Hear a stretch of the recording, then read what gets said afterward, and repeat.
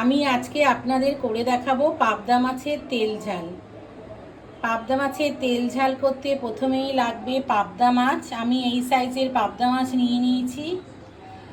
আর লাগবে ধনেপাতা, কাঁচা লঙ্কা, সর্ষে বাটা আর কিছুটা পেঁয়াজ কুচি। তবে চলুন শুরু করা যাক আজকে আমার রেসিপি পাবদা মাছের তেল ঝাল। আমি প্রথমেই মাছে কিছুটা পরিমাণে নুন, হলুদ আর সর্ষের তেল দিয়ে ভালো করে মাছটা মাখিয়ে নিচ্ছি। পাবদা মাছ যখন তেলে ভাজা হয় প্রচণ্ড ছেটে, এই তেল মাখিয়ে দিলে একটু কম ছেটে। সমস্ত কিছু আমি মাছগুলির গায়ে ভালোভাবে মাখিয়ে নিচ্ছি।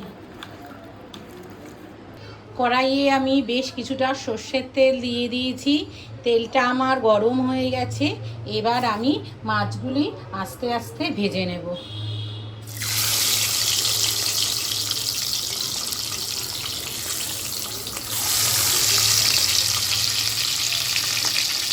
আমার সমস্ত পাবদা মাছগুলি ভাজা হয়ে গেছে। এবার ওই তেলেই কিছুটা পরিমাণে কালো জিরা ফোড়ন দিয়ে দিচ্ছি।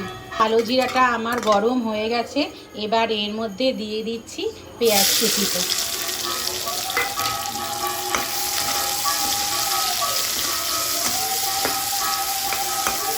পেঁয়াজ কুচিটা আমি ভালোভাবে ভেজে নিচ্ছি। তা আমার ভাজা ভাজা হয়ে গেছে। এবার এর মধ্যে দিয়ে দিচ্ছি সর্ষে বাটাটা,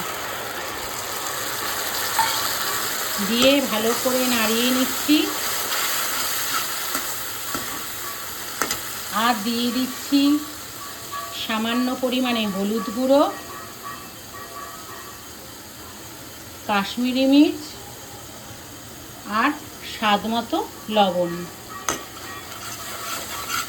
দিয়ে ভালোভাবে নাড়িয়ে নিচ্ছি।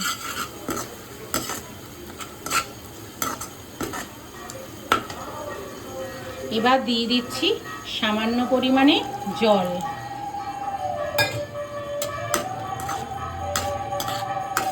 গ্রেভিটা আমার একদম হয়ে গেছে। এবার এর মধ্যে দিয়ে দিচ্ছি কাঁচা লঙ্কা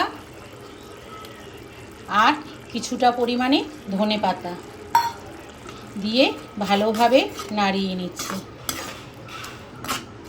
আর ওপর থেকে দিয়ে দিচ্ছি সামান্য পরিমাণে সর্ষের তেল।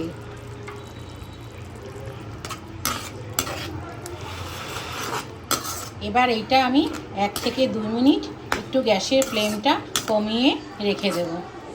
গ্রেভিটা আমার একদম রেডি হয়ে গেছে।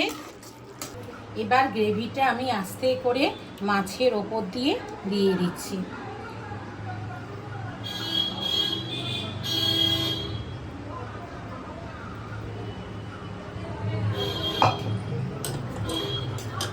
এভাবে দিয়ে ভালো করে মিশিয়ে নিচ্ছি।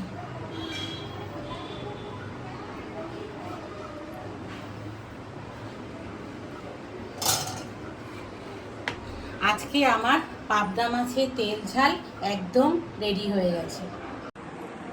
আজকে আমার ভিডিওটা যদি আপনাদের ভালো লেগে থাকে তাহলে please like, share and subscribe করে দেবেন। সবাই ভালো থাকবেন, সুস্থ থাকবেন। দেখা হচ্ছে অন্য কোনো ভিডিওতে।